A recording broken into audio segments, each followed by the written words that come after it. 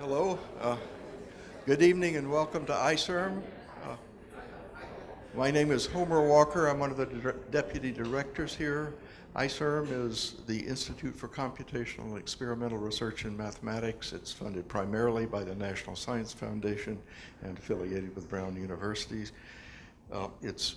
ICERM's mission is to support, extend, and generally enrich the relationship between mathematics and computing. Tonight's program is one of our public lectures. We have several of these every year, and they're intended to highlight the very vital role that mathematics and computing play in issues of broad public interest and concern. I'm delighted, I take great personal pleasure in introducing tonight's speaker, whom I've known for many years and whose work I've admired for all those years. Chris Johnson is a distinguished professor of computer science at the University of Utah and founding director of the Institute for Scientific Computing and Imaging there. You'll note that the acronym SCI is pronounced SCI, which is appropriate for Utah. Let's see, Chris has been known for many, many years, been recognized for many, many years as a leader in scientific computing and visualization. His leadership has been recognized with many, many awards and honors, too many to mention here.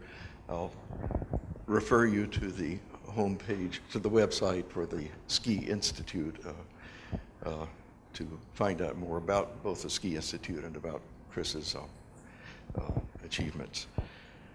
A long-standing particular interest that Chris has had is in scientific computing and visualization of biomedical data. This has always, of course, been a very important area, and it's been of increasing importance in recent years due to our, mainly I'd say, entering the era of big data. By that I mean just massive data sets, sometimes unimaginably large data sets. Obtaining information from these data sets, just because of their size and complexity, entails new challenges, but also offers increasingly many new opportunities. In this regard, data visualization holds special promise. If a picture is worth 1,000 words, then a well-constructed image must surely provide more information than many millions of raw numbers. I'm very much looking forward to Chris's talk, as I'm sure you are, so please join me in welcoming him.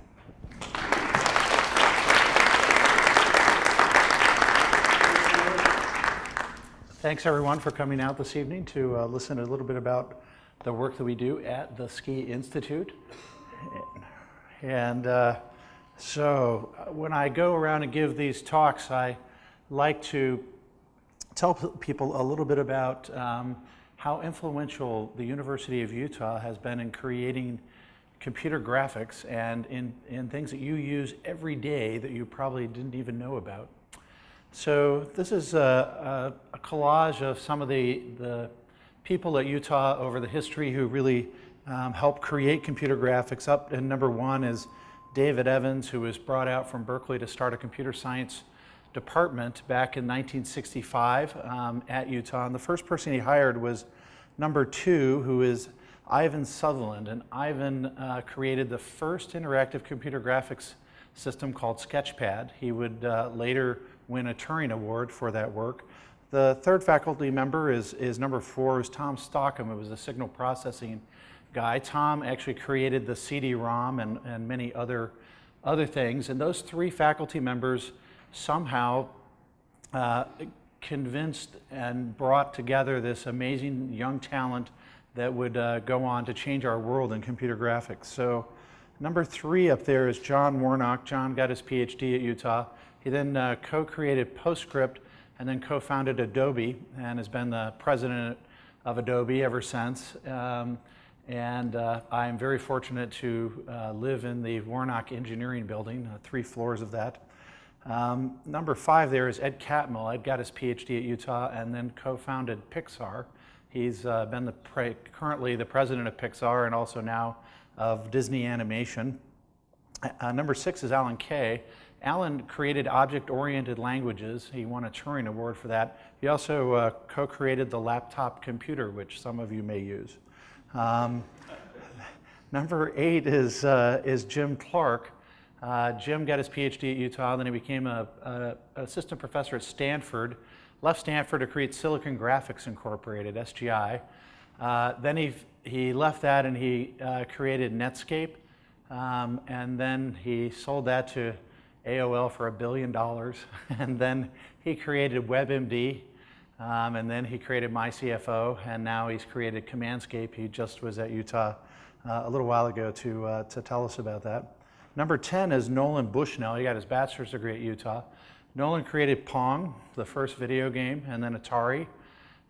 He sold Atari for a couple $100 million in the 1980s, and then he created Chuck E. Cheese Pizza Time theaters, which have been very popular with the kids. Nolan tells the story about how he was the only boss of Steve Jobs, because Jobs and Wozniak worked for him at Atari, and he tells the story of when Steve Jobs came to him to try to get him to invest in this new company called Apple or something, and he didn't think they were going to make it, so he didn't invest. Anyway, some amazing people have come through, and we really have a rich tradition in visual computing. These are the amazing faculty of the Scientific Computing and Imaging Institute that I will tell and show some of their works in today's presentation. The Institute is pretty much equally partitioned into 3 different research cores, into scientific and information visualization, into biological, medical, and geophysical image analysis, and then in scientific and biomedical computing. And we have about 200 total people of faculty, staff, postdocs, students, and so there's about 60 or 70 people in each of these different areas that will show up at our weekly seminars. So we have a really great critical mass in each of those areas, and that's really allowed us to do a lot of interesting work and a lot of interesting collaborations.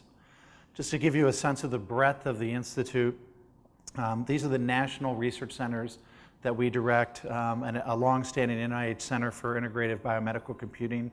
That's the one I'll mostly talk about today, but Valerio Pascucci directs this DOE Center for Extreme Data Management Analysis and Visualization.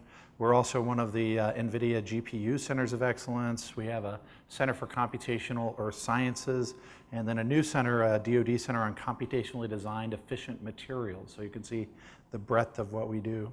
We do a lot of work with industry as well, and you'll see combinations of biomedical companies and imaging companies and computer companies. Okay, let's get started. So one of the catchphrases these days is personalized medicine or precision medicine, and our NIH Center has been devoted to a piece of that for a number of years, and the part that we do is to use images to create computer models of patients and or their parts, or biologically subject-specific models, and then to do very accurate computer simulations of functional attributes on those models and then visualize the results. And so we start off with medical images, for example, a CT or MRI, functional images like EEG or fMRI, also biological imaging, which has really taken off lately. So things like electron microscopy, 2-photon microscopy, confocal microscopy. We take those images and then we do image analysis. So we do the registration, the filtering, the segmentation, and from those images, we make the models, computer models of those patients or the biological subject-specific parts. And then the simulations are done, are application dependent. It could be orthopedic implants, it could be finding the source of an epileptic seizure, could be new device physics testing, and we visualize everything, the images, the models, the simulation results, and then be good enough with all this to take it into the lab or the clinic and have it really be used. And then that's the part that takes many, many years of hard work by many people. And then under the hood is really the software that we create to instantiate all of our research into software that the different application areas can use. So I'll tell you some stories. First, we'll start off with Jeff Weiss. So Jeff is a bioengineer, computational bioengineer. He's also in the Department of Orthopedics at the University of Utah, and he studies articular cartilage, mostly in hip, but then also some in knee. And he uses computation to be able to better understand changes in the cartilage from the stresses of both daily life in normal people and people with arthritis. And the idea is that he uses this image-based modeling technique where he'll start off with a patient and take a CT scan for the images, and then he'll outline the bones of the hip and the cartilage using segmentation tools, and then build a large-scale computer model of these and do what are called finite element simulations in order to simulate the different pressures and stresses and then visualize those. So he's now gotten so good at this that we can basically, instead of doing one-size-fits-all types of hip replacements, we'll now be able to do, we have the technology now to be able to do individualized hip replacements if we had the right 3D printer. And those are coming online. They have to print titanium, so they have to be heavy-duty printers. But one of the studies that's going on now is to be able to use some shape analysis, which I'll talk about in a little bit, to be able to better characterize different populations of patients so that we can give them a better idea of what is the right hip replacement or what is the right knee replacement. I just had both of my knees replaced this last year by one-size-fits-all off-the-shelf things, and I would have much preferred to have the personalized version of Jeff's technology, but that is coming. And so if you're young, you'll be able to use this when you need your new hip or your new knee. This is Rob McLeod, and Rob is a bioengineer, computational bioengineer who studies electrophysiology, mostly in the heart.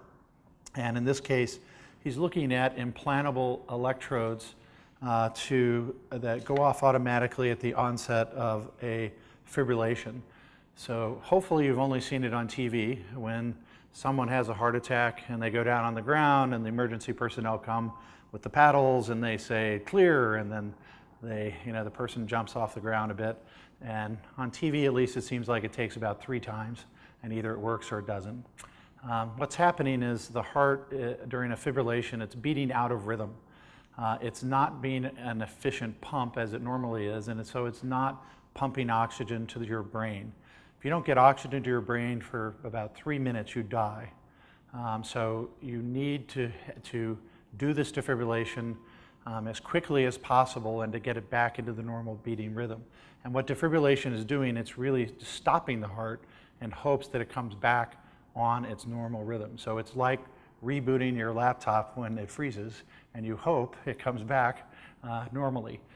Since it's such a small time from start of fibrillation to death, and it's why this particular disease is called sudden death, you do not want to catch sudden death, is that engineers and cardiologists have designed these implantable electrodes that will go off automatically at the onset of a cardiac fibrillation.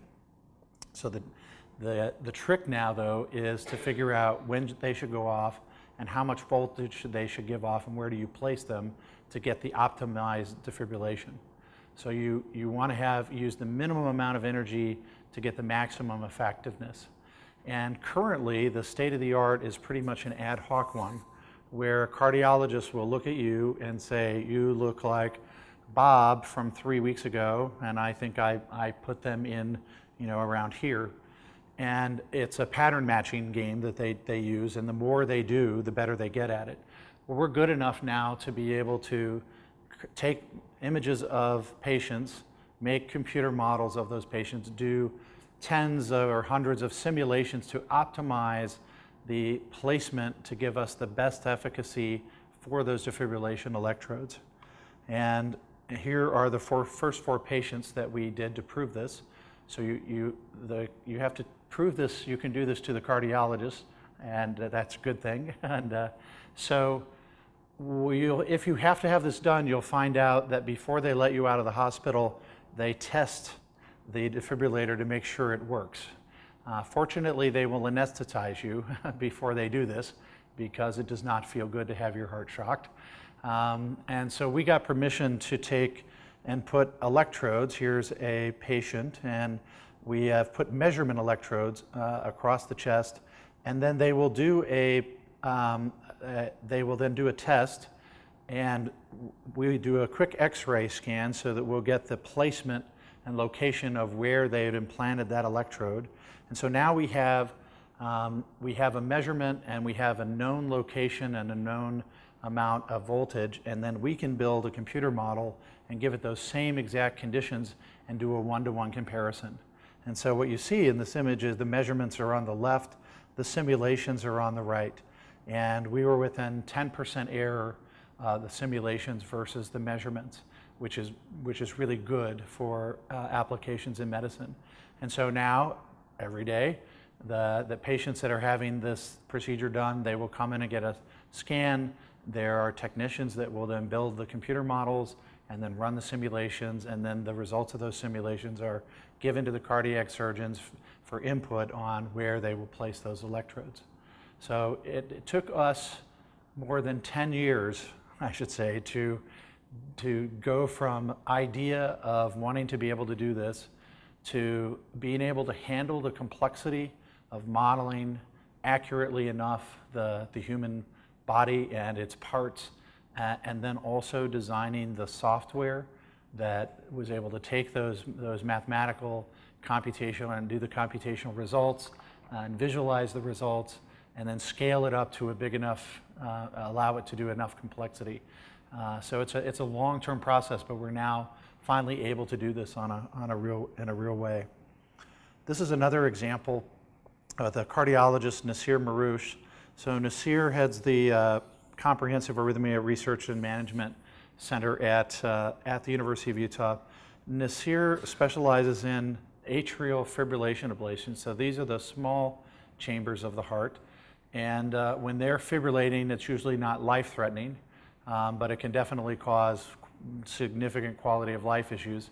In the past, cardiologists have primarily given drugs to be able to control those arrhythmias, but recently they have figured out that people that have long-term atrial fibrillation have a multifold increased risk of having stroke and significant stroke. So now they try to correct the arrhythmia, and one way to do that is by using a catheter. And what you'll see here is, so Nasir there, this is a real patient.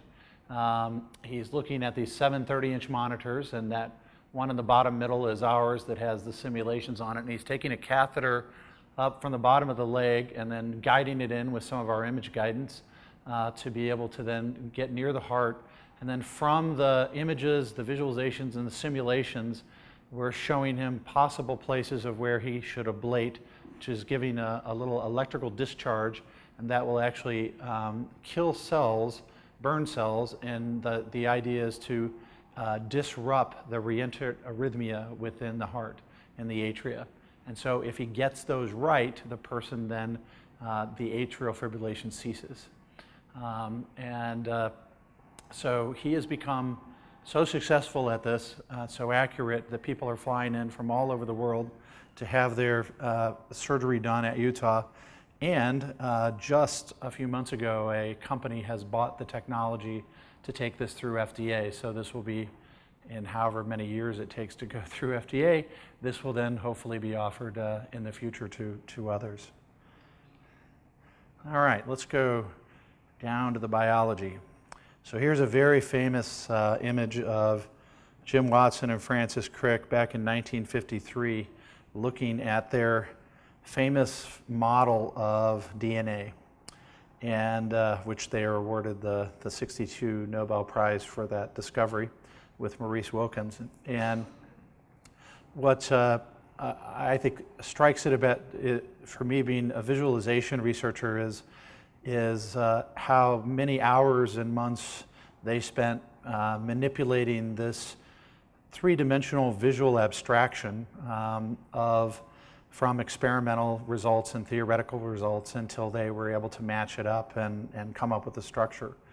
And certainly if they had the technology of today's computer graphics and visualization, they would have been using it, and as do thousands of biologists all over the world as an essential tool. What I also find interesting now in our new day of 3D printing is that they could also now 3D print this back out and look at it in 3D and play with it in 3D. So one of Jim Watson's graduate students is one of my colleagues at Utah, Mario Capecchi. And Mario won the 2007 Nobel Prize in Physiology and Medicine for figuring out how to knock out a gene in a mouse. This was done back in 1980s, and which really has changed our world. And this is one of the PR shots the University of Utah sends out to people about Mario, and it was taken in our visualization lab, which is great. And the image in back of Mario is actually the head of one of my former PhD students, Dave Weinstein. And so we kid Dave that Dave is the brain behind Mario, at least in this picture. So Dave's head and brain have become famous throughout the world. So a few years ago, Mario approached us about an imaging and visualization problem that he had. And it was about using images and visualization to try and get at the so-called phenotyping problem. So this is the idea of, we know we can knock out a gene and we can control that, and we know how to do that very well now thanks to Mario's technology, but we have all these puzzle pieces and we want to better understand how those genes instantiate themselves into our physiology and what those changes are. And so one way that he was trying to think about this was with imaging. And so if you look at this image, the middle image is a high-resolution micro CT scan of a normal wild-type mouse. That's an 18-day-old mouse embryo. For size, that's smaller than your little fingernail, okay? And then to the left is the knockout. There's only one gene difference between those two mice embryo. It's the PAX3 gene, which causes musculoskeletal development. You can obviously notice the difference in the skeletal development. But Mario's question to us was not just to compare these two mouse embryos. It was to take a population of the wild types and their normal variation, and a population of the knockouts with their normal variation, and then compare over space and time the changes of these populations from images. So it was, if you think about, take an image database of hundreds or thousands of images of mice or people or whatever it is, and another image database, and then how do you accurately and quantitatively compare these two sets of image databases? Well, that was an unsolved problem in computer imaging for a long time, until these three guys, who are three of my faculty, Sarang Joshi, Ross Whitaker, and Tom Fletcher. They won the David Marr Prize in imaging a few years ago by figuring out a solution to this problem.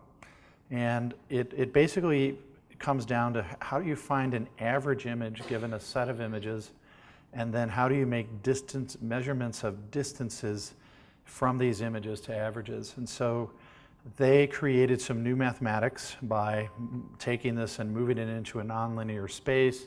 They found these ways, these metrics by which they could measure distances throughout surfaces within the space. And then they came up with the statistics of shape and connectivity by which they could then say something statistically significant about an area of change, of shape change in a database of normals versus one that had neurodegenerative or other diseases. So this has now become an amazing tool, and there's been significant interest in this by a number of research groups worldwide for using this to characterize all kinds of different changes due to shape. And one of the early successes that they had was using it to try and come up with biomarkers for neurodegenerative diseases. So current neurodegenerative diseases like autism and Alzheimer's and Parkinson's, none of them have physical biomarkers, by which I mean like a blood test you can take to say, oh, well, your parent has Alzheimer's or your child has autism. They traditionally go into a center, for example, in autism, you'll go to an autism diagnostic center where they'll do images, but they'll also give a lot of behavioral tests. And then at the end of the day, they'll add all those tests up and then, put a number on a spectrum and to try and gauge that. What these guys were able to do was to do a study along with UNC and Harvard and some other universities where they had data from children, high-resolution MRI data taken soon after birth and then over months and years after birth. And then a certain number of those children, most were normals, but a certain number had autism. And then they were able to go back into that data and with high accuracy predict which of the children would get autism based upon changes in part of their brain structure. And they were able to link it with some of the genetics. And so it's really exciting because it forms the basis to start thinking about these physically based biomarkers. And while this doesn't mean there's any kind of cure for any of these diseases, but if you could diagnose someone earlier and get them into treatment earlier, then there's a chance for a much better quality of life. Okay, let me move on to some more visualization. So this is your brain.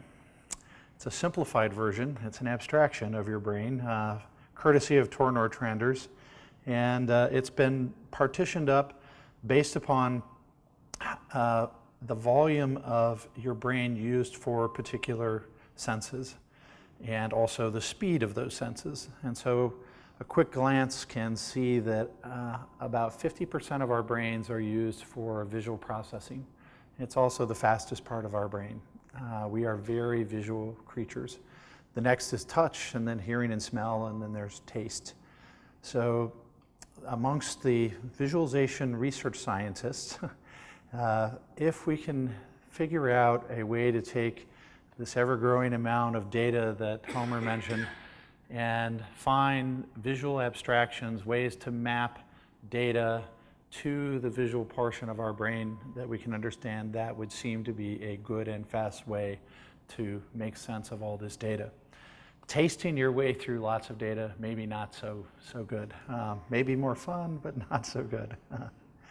So we spend a lot of time creating new visual analysis techniques for different application problems in order to try and better understand that data, that physical phenomena, the biological phenomena. And these are some examples of visualization techniques, different visual analysis techniques in that upper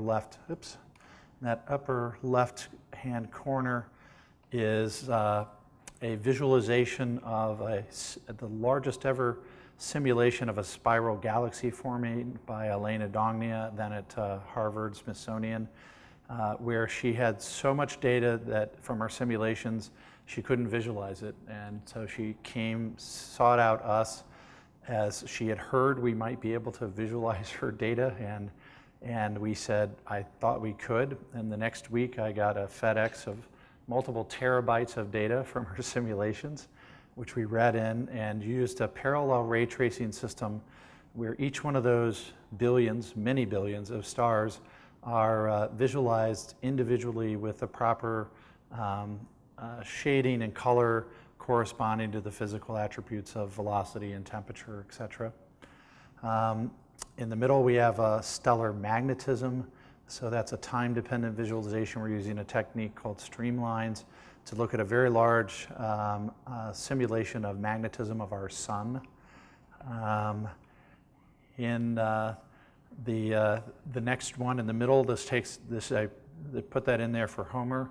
So Homer was part of a project we had, which had a number of very interdisciplinary project with physicists and chemists and mathematicians and mechanical engineers and computer scientists, et cetera, to do fundamental simulations of fire from first principles. And so that's a pool of jet fuel that's been set on fire, and visualizing the results from that very, very large simulation, so the big supercomputing simulations. More and more we're seeing high dimensional data that doesn't necessarily have a three-dimensional characteristic, and so we have examples here of epidemiology, spread of disease, so how can we better understand that and track that and do hypothesis testing, of molecular biology, of comparative genomics, and other examples. Okay, so let me give you some examples. We've done a lot of fundamental research in the technique and visualization called volume rendering. And volume rendering is basically to take data, image data, and to be able to figure out a way to look inside that volume of image and bring it back to a computer screen so you can better understand what's inside. And the first type of volume rendering was called maximum intensity projection. And this is a tooth, by the way, so it's an X-ray. That's a volume of a tooth where we've just gone through the volume and we found the maximum intensity along these rays that we send through the tooth, and then we pull that back. You get these kind of, well, views that look like that.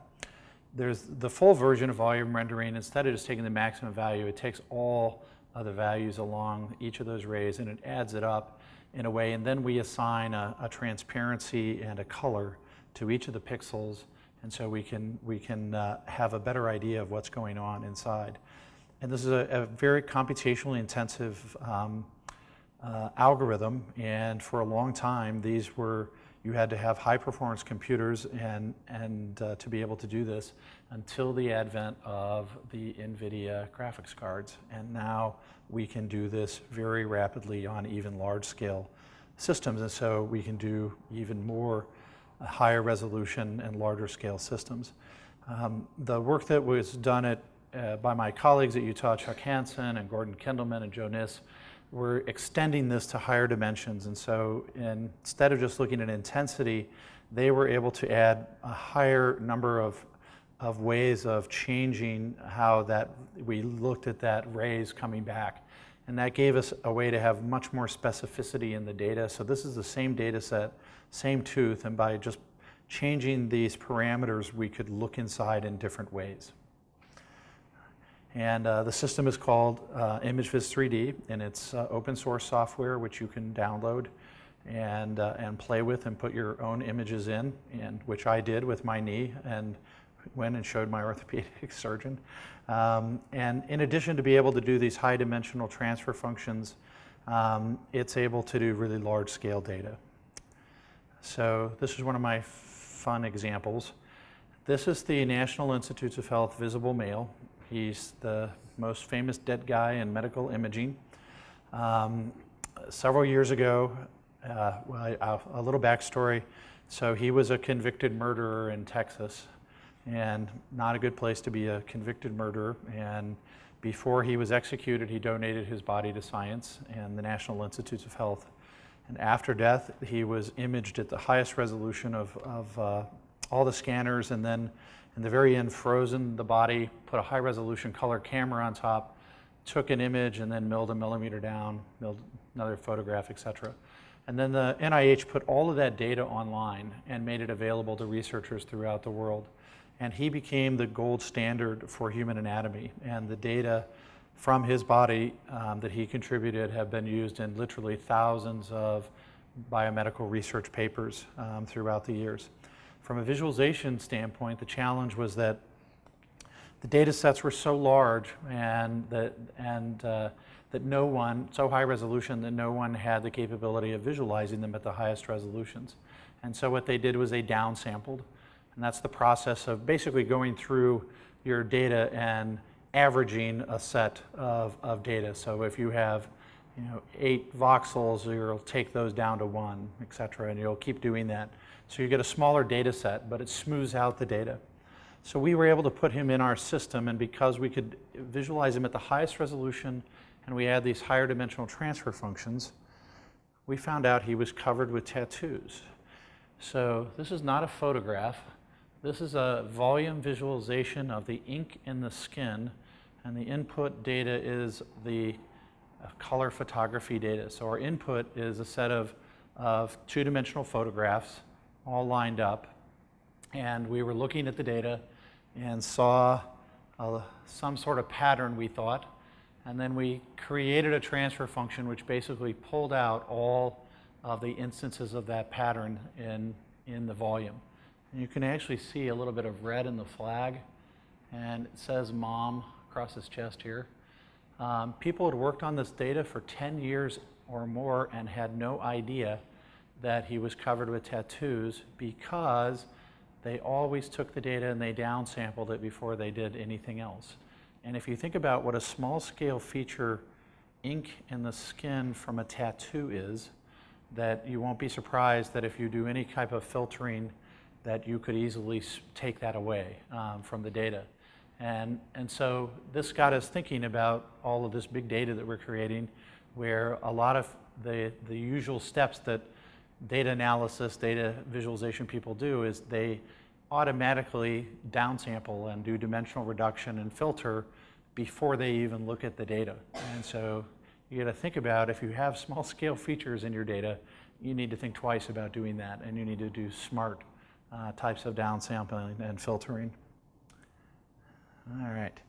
So another application of the volume rendering is work that's done by my colleague Chuck Hansen and Yong Wang at Utah. And this came about from collaboration with biologists who were using confocal microscopy to try and better understand structure, biological structure. And the tools that they had at the time when they came to us was basically they had all of these images. They found some open source software on a website called ImageJ, and then they used Photoshop, and they had this very complicated ad hoc way of trying to go from image to the images they were getting to the visualizations they needed to better understand the structure of what they were seeing. And Chuck and his student Yong thought that volume rendering would be the way to go, and that they could actually create a much higher end system for them to get much more detail of the tool. And they've created the system called FlowRender, and it is now being used by biologists increasingly throughout the world to do some amazing stuff. So just a little video here.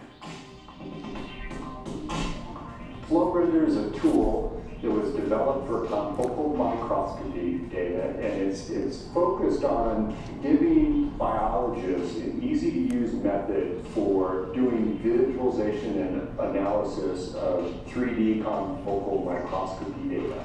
So Gabrielle Cardin here at the University of Utah has found that FlowRender is a valuable tool for her research in the Cardin lab. The Cardin lab works on congenital defects in muscle development, such as congenital diaphragmatic hernias. We're using it to image developing limbs and developing diaphragms, which are very complex three-dimensional structures. So I would say that we would be unable to do any of our work unless we had FlowRender. That's the kind of feedback we like to hear from our collaborators. And it just, the complexity of the biology and the ways in which they are able to visualize those biological structures often have yielded these beautiful images. And Yong and others who have now used this have started to enter their visualizations into these competitions, and so we now have some wins in these photography, biological or nature photography competitions, which is fun. All right, this is another example of using our system, this time for surgical planning for radiation treatment of a tumor. You'll see that this person unfortunately has a lung tumor here, and George Chen at Massachusetts General Hospital, so just down the road. The traditional way that this was done was taking images and then making a visualization and just playing it back as a single viewed video. we're able to now take this data and interact with it so he can see it interactively, and we can then use the visualization system to tag different properties of the tissue and just turn them on and off. So we can better see, for example, the structure of the tumor or its relationship to the surrounding tissues. So we can use this for both surgical planning and then the actual radiation treatment. So this is the system working on an iPhone. Mobile devices are really just taking off in use both at the level of phones and then tablets. And this is a 256 cube CT scan of a hand, and that's being entirely visualized on the iPhone using the CPU and the GPU of the iPhone. And I'm old enough to remember that it wasn't too many years ago that to be able to do this would have cost a $30,000 graphics workstation, probably an SGI workstation from Jim Clark.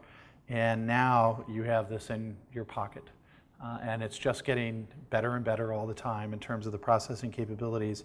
And so we are really spending some time thinking about how these visualization algorithms can be used on these mobile devices and also for telemedicine as well. So if we can have our results that we have on a high resolution display, we can also then take them and transmit them wireless down to people with mobile devices.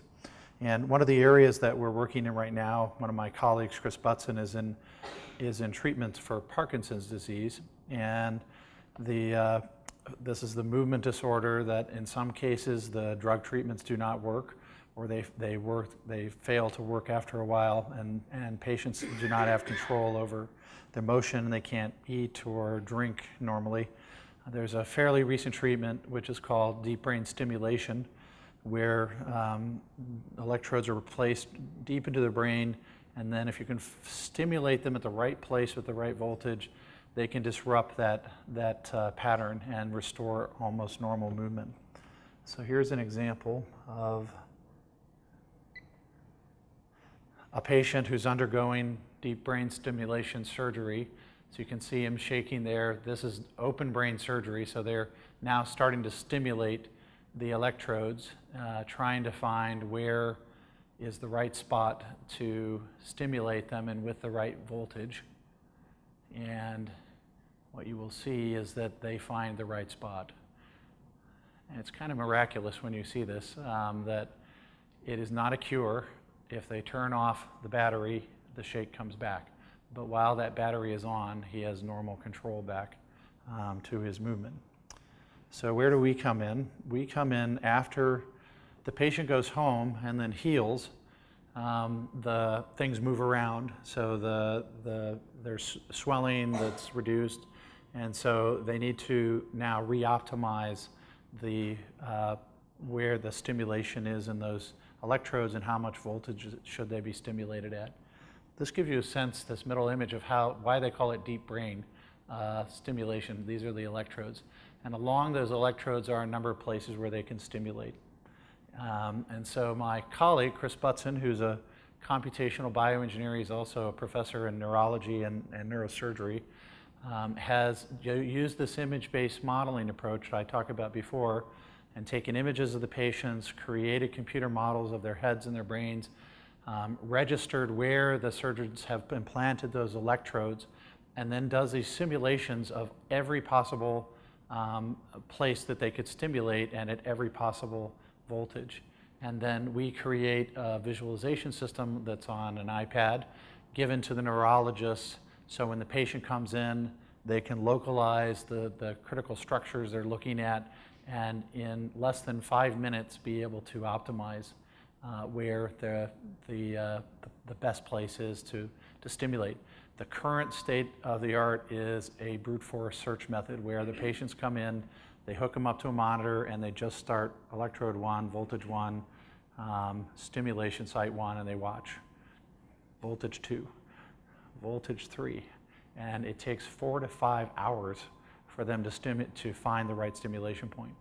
And so this new method with using visualization and simulation really offers a significant decrease in the amount of time to optimize these electrode stimulation site placements. So Chris has just been awarded a very large NIH grant that will allow him to do clinical trials at the major deep brain stimulation centers at Stanford and Cornell and University of Florida and other places.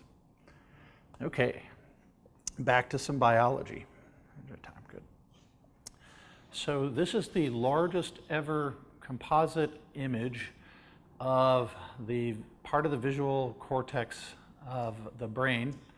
And it's done by Robert Mark, who's a neuroscientist at the University of Utah, and he is part of the International Connectome Project. The Connectome Project is an international set of neuroscientists who are using mosaic electron microscopy to try and understand the fundamental wiring diagrams of our brain. And the idea is that each of these neuroscientists around the world are going to take different parts of the brain. They're going to use this technique to image it, and then they're going to try and track the individual neurons in that little piece. And then when everybody's done their part, they'll bring them back together and give us a full wiring diagram. Okay, so let me tell you how big this big data is. If you see these little stair steps, that's the largest, highest resolution of an electron microscope. So that's 4,096 pixels by 4,096 pixels. You should remember that your huge HD TV at home is about 2,000 by 1,000 pixels. So your TV goes in here, all right? They have this amazing technology where they slice the smallest pieces of brain off, image at the highest resolution of the electron microscope, dump the data. Slice, image, dump, slice, image, dump. It runs 24 hours a day, 7 days a week. And when we get the data, it does not look like this. It's moved, it needs to be registered. And so my colleague Tolga Tazizan has created these tools that will register all of this data into these nice blocks. When we get one block done, one image, it's about 200,000 pixels by 200,000 pixels at a resolution of 2 nanometers per pixel, 2 times 10 to the minus 9th meters per pixel. And then they do the next slice. They can't slice in the depth at nearly the resolution that they can mosaic, in the XY, and so it changes a lot, even though they're trying to slice really thinly. So this makes the tracking very difficult. So you get very high resolution in the plane, but not as high resolution in the depth. When they get done with these, one of these data sets is 16.5 terabytes of data. And then they say, okay, we'd like for you to visualize this for us. And I will tell you that the fastest way for us to get this data, the highest bandwidth, is to drive our cars up to their lab, take the disks out of their computers, drive them back to our lab, and put them in. So that's the highest bandwidth. So I put Leeuwenhoek up here because Leeuwenhoek was one of the innovators of the light microscope. And he discovered a lot of new science because he could use those microscopes to see things at resolutions that no one else could. And I kind of feel like with Robert Mark's technology and with our ability to interactively visualize that 16.5 terabytes of data, that is kind of like a new microscope, because that is that data set spread out over 36 30-inch monitors. So it's 41 megapixels, million pixels of resolution on there. And the neuroscientists spent hours looking at this data, and because no one had ever seen this data at this resolution, they discovered new things. They discovered by looking, they discovered by using visualization, and they wrote Science and Nature and Cell and other papers, and they were very excited about it. I will say now, the next stages of this process are twofold. One, we just submitted a proposal for the next level of technology. We now, Robert Mark's group now has a system that can create 100 terabyte data sets, and they have a path forward to 300 terabyte data sets. So we now need to figure out how do we analyze and visualize that much data. And also they now want to be able to do simulations. So they want to be able to say, well, how many of these cell types are there, or I have a theory about the electrical interaction between these cells, so I want to simulate this. And now, given the 16.5 terabyte data set, these are huge supercomputing problems from a simulation point of view, which will create more data to be able to visualize. This is just to give you a sense of the complexity of this data. So this is one cell type in that, remember, 2 nanometers per meter, how small that little piece of the brain is. And what I learned from this is we are incredibly connected beings.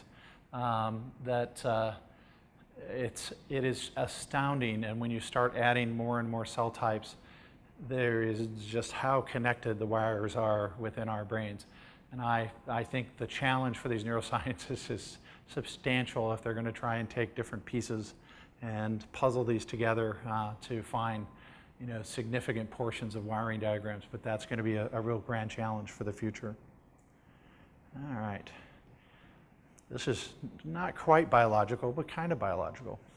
So this is data from Mark Lavoie at Stanford University multiple years ago now, where he got permission from the Academia Museum to get full access to Michelangelo's David statue and use a high-resolution laser range-finding scanner to scan the statue at sub-millimeter resolution. And we're going to zoom in there to the eye so you can see how high resolution this is and how small those little triangles are that make up this computer model of Michelangelo's David statue. Very small. So once he did this, he gave out the data to the visualization research community and asked if anybody could actually visualize the data interactively, and we could using a parallel ray tracer, and we could also look at the data in terms of different times of the day. So that was cool, but recently it was reconstructed at much, much higher resolution. So now it's almost 1 billion little triangles, and the resolution of the images you're seeing are 2 gigapixels per frame, not megapixels like your camera, but gigapixels. So we're going to zoom into that same part of the eye, and at this resolution, you're going to see chips and defects in the marble, but you can't see individual triangles. It's so high resolution data. So it's such perfect data now, the Academia Museum will not let Mark give out the data, and we are only allowed to show 4 different views, because if you had a big enough high resolution 3D printer, you could print yourself out your own Michelangelo's David statue, which is what the Academia wants to do in case. So it's their intellectual property, and so they are keeping that to themselves at this point. But it's just stunning data, and when you print this out on high resolution like photography paper and look at this at the highest resolution monitors, it just looks like it's there in 3D. And the technology is twofold. It's being able to do this parallel rendering. I should point out, we learned that someone, MN, carved their initials in the back of one of Michelangelo's legs. I've done some research online and I cannot figure out, they mention it, that if you go to the museum, you can see MN, but I can't find any information out. So if anybody knows who MN might be, I'd like to know. So it's a combination of the parallel rendering and then also the data streaming and the ability to stream that high resolution gigapixel resolution. So we have made an iPhone and iPad app, which is free, which you can download. This is called Gigapixel David, and you can get it off of iTunes. You'll notice that it had to be rated 17 plus, so you can get, it's the world we live in. So you can go see those 4 images that we're allowed to show you at the highest resolution. It's really remarkable because you can zoom in just like I was doing up here on your iPhone or your iPad and really see things at that resolution. So I encourage you to do that. All right, let's see. How am I doing on time? I'm actually going to skip this and go for this one. So this is my young colleague, Mariah Meyer. She's a a star in the field of information visualization, where the idea is to look at patterns and correlations within data, underlying meaning, and of data that doesn't necessarily have a three-dimensional spatial, scientific, medical component like you've seen. One of the things that distinguishes her from many of her other colleagues is the way she works, is that instead of trying to find a one-size-fits-all package where you have to kind of change your data somehow and get it into and hopefully find a way to work it, she actually really targets and does close collaboration with the scientists she worked with. So in this case, she was working with people at the Broad Institute between Harvard and MIT, and she embedded herself in one of the labs of a comparative genomicist, read the papers, interviewed the scientist, evaluated the current visualization tools to find out what worked and what didn't, and then she would go away and design and prototype a new system that she thought would solve their particular biological problem better. Give it to them, let them use it, get feedback on it, go design a better version. And it was this iterative prototyping effect until over months of time, she had a system that actually did solve that problem better. And here's an example of 4 of those systems that she's designed, and they look different because they solve 4 different problems. I'll tell you one example. This is some work with a comparative genomicist who was comparing the genetics of people which is the outer ring, with different mammalian species. And he had come up with a model that would predict the relationship between certain chromosomes of human with these different mammalian species. And this is the first time he looked at the data in Mariah's visualization tool. And these broad green and red bands here are correct. Everything else is wrong. So he immediately knew that his theory and model was wrong. So he went back to the drawing board, came back at it. This was a improved model, but after seeing this, he decided that he had something fundamentally wrong with his model. So he went away for a long time and used Mariah's tool and successfully experimented with the new models over time until he came up with this solution, which was the experimentally verified and then published model. And Mariah asked him how long he thought it would have taken to get to this point without her visualization system, and he said, quite frankly, I don't think I ever would have gotten there. And so it's such a great example of 2 scientists working together where neither could have solved the problem by themselves, and by only working together, they could solve this problem. And the power of visualization to help a scientist, in this case a biologist, a comparative biologist, be able to come up with a solution that he wouldn't have otherwise been able to come up. And I do want to note that you've seen just these static images, but the real power of Mariah's tools are their interaction. And so this, hopefully I hit that and it will play. Maybe I didn't. Let's try again. A little short clip that shows, there we go, of Mariah's system in action. And so the biologists would literally spend hours a day with their data and with their hypothesis and looking at this and getting feedback and then tuning and their models and trying out new hypothesis, you know, and then there too an iterative system until they came up with the final theory. All right, well, I am getting to the end of my time here, so let me show you the smiling faces of the Ski Institute faculty, staff, and students. We're about 200 total, and I've shown you some of just a small amount of the work that we do there, so I do hope you will go to the website there and check out more work. These are our productivity machines we have at the Institute. We have 5 espresso machines in case 4 break down, and so those are absolutely necessary. And we have a ping pong table that's our reception area. You can see the elevator over there. Because we found out that ping pong was the international nerd sport where computer scientists and other scientists from all over the world, they may not play football or baseball or lacrosse, but they all play ping pong. And so we have institute championships and et cetera. Anyway, well, I thank you very much for your time.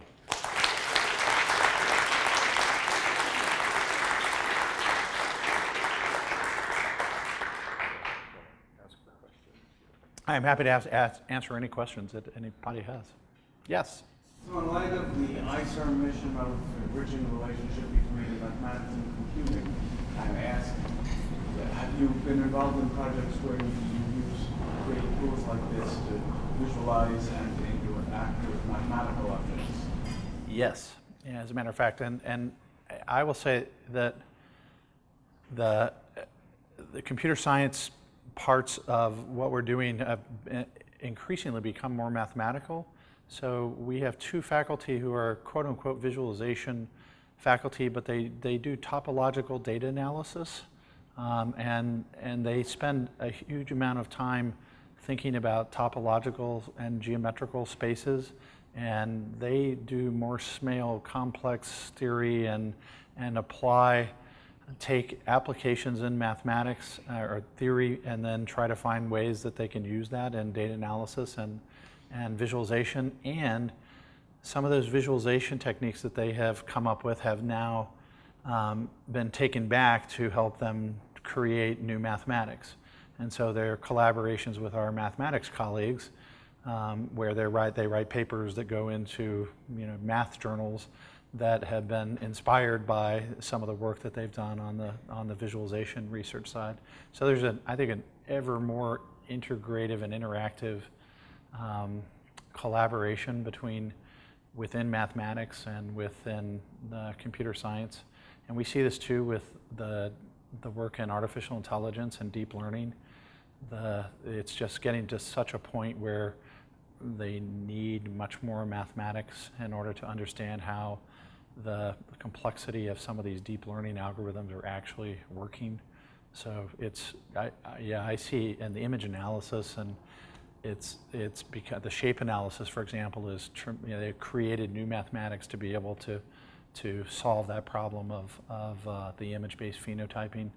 So you're taking in data from your sensors or from a data set that you've acquired in some way and putting mathematical structure on it. There are also mathematical structures that are defined through equations and relationships and things like that we really love to visualize and play with. Mathematicians tend not to have those tools. That's true, and that would be interesting to do. We've started to do a little bit with like software visualization. That's another side on the computer science that they rarely use. They have very, very primitive tools to look at algorithm design and software implementation, and especially how when the software systems get really, really complex.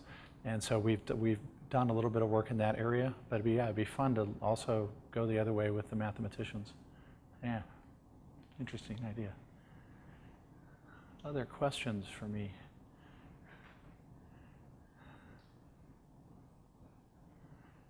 I think they all want to go to dinner.